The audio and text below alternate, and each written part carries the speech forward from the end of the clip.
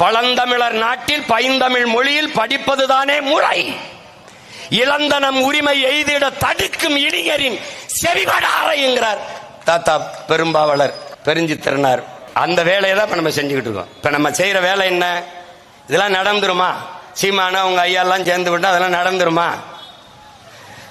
தம்பி, இப்ப கேட்கிற இடத்துல இருக்கான், ஒரு நாள் இதை தீர்க்கிற இடத்துக்கு வருவோம்.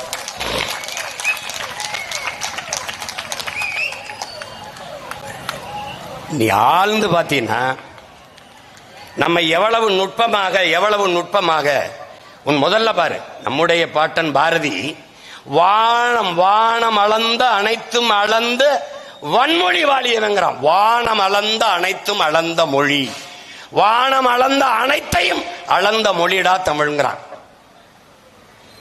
வானம் அறிந்த அனைத்தும் அறிந்து வளர்மொழி வாழியவென்றான். வானமளவு அளந்தது, வானமளவு அறிந்தது, அனைத்தும் அறிந்தது என்கிறான். அவ்வளவு பெரிது வானத்தை, வானமளவு பெரிது தமிழ்ங்கிறான். அவனே சொல்றான், தேமதுர தமிழோசை திசையெல்லாம் பரவும் வகை செய்தல் வேண்டும். திசையெல்லாம் இல்ல, எங்க இருக்கு? வேற திசைக்கு போகட்டும், ஓன் திசையிலே இல்லை.